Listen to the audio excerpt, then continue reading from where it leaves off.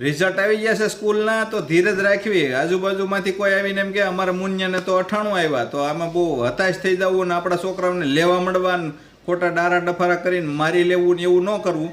કારણ કે ટકાવારી ઓછા વધતું બધાને આવતી હોય છે. હિંમત રાખવી અને આપણા બાળકને પ્રોત્સાહન આપવું કે આવતી વખતે બેટા વધારે લાવજે. બાકી બાજુવાળાને મુન્યાને 98 આવ્યા હોય તો આપણે 63 આવ્યા હોય તો ધબાધબી ન બોલાવી દેવી, નકર બાળક ગેરમાર્ગે દોરાઈ જાય. એટલે ઝાઝા ટકાવાળા બહુ ઝાઝી ટકાવારી આવે છે એ કાંઈ ભડાકો કરીને નથી લેતા. આપણે શિક્ષણના વિરોધે નથી, બધાની ટકાવારી આવી જ જોઈએ, સારી આવી જોઈએ. પણ બધાય 99% ભેગા થઈ જાય તો નીચી ટકાવારી કોને આવે? અને બધા 99 આવી જાય તો બધા શું કરી લે? એટલે ઇનામ બિનામ મળવા હોય તો મળે ને, કાંઈ નહીં. પણ આપણા બાળકને ખોટું પ્રેશર કરી અને ગેરમાર્ગે દોરાઈ જાય અથવા વ્યસનના રવાડે ચડી જાય, આવું ખોટું પ્રેશર ઊભું ન કરવું. આવતી વખતે આવશે, હજી ક્યાં સમય વયો ગયો છે. એટલે નિશાળ ધોરણમાં ટકાવારી ઓછા વધુ આવતી હોય તો એના કારણે કંકાસ કરીને બાળકને પ્રેશરાઇઝ ન કરવું, એવી બધાને મારી વિનંતી છે. આપ સૌનો ખૂબ ખૂબ આભાર. ધન્યવાદ.